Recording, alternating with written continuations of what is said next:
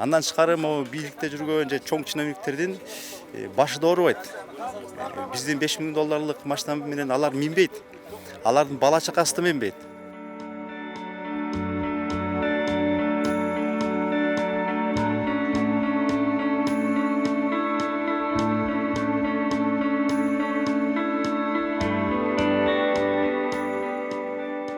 Ошол биздин талабыбыз эми бүгүнкү күндө ушул оң рулдуу унааларды жайына койсун.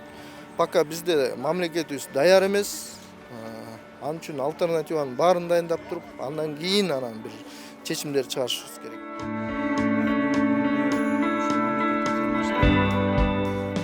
Оң рулдуу автоунаалар пассажирский перевозкага эч кандай жолобош керек да.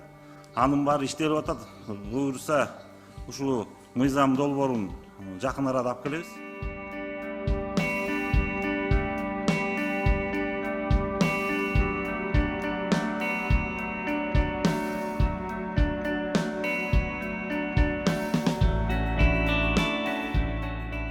Андан дагы бир терс жагы, эң терс жагы. Бул да жанагы оор жана ото оор кесепеттер менен коштолгон жол унаа кырсыктар. Жана 3 адам, 5 адам, 10 адам каза болгон ошол кырсыктардын 60%-ын ушу оң рулдуу транспорт берет.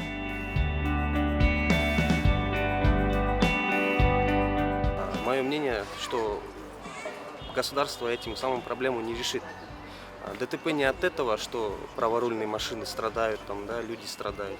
Проблема от того, что люди на знаки элементарно просто не смотрят. Просто нужно быть внимательнее, учить правила дорожного движения. А большинство их не учит, и поэтому столько аварий.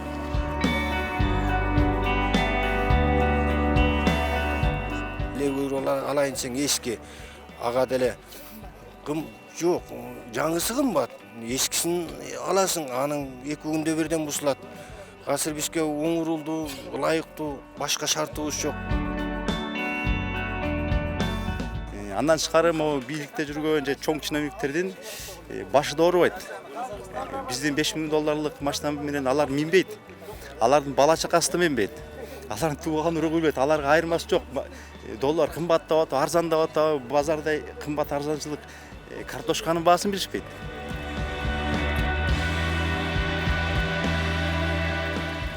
Биз экөөбүздөн биринчи топтогу майыппыз.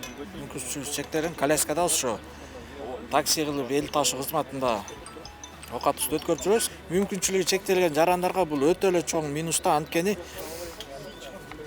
баягы бир жерге жолдун четине барып токтогондо оң тарап бул жарыкта болот. Биз болсо монда коляска менен чөбүз, балдактар менен чөбүз. Анан бизге что бул тараптан өтүп аткан машиналарга биз мешать этип койбош үчүн бизге оң рулдуу машиналар аябай ыңгайлуу да.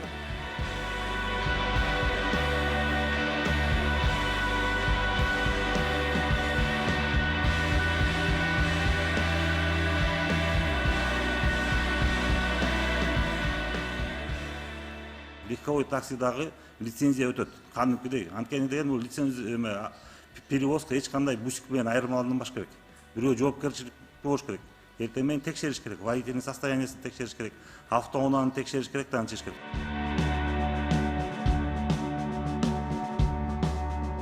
Көчөдө кетип бартасыңбы? Көчөдө кетип баратканда, например, остановкаларга такси кызматы деп мындай парковка ачып берсең, например, парковкалар киргенде отдельный ар бир бурчка такси кызматы деп туруп мындай неме коюп берсин. Бул бир жерге болот, например, клиент алып келдим, без проблема.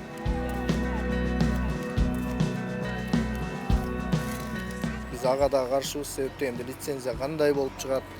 Кыргызстандын жолуна талап келеби, талабына жооп береби, ошонун баары. Россияны эле пример кыла турган болсок, мына лицензия алган күндө деле аякта коррупционный схема аябай иштелип чыгылган.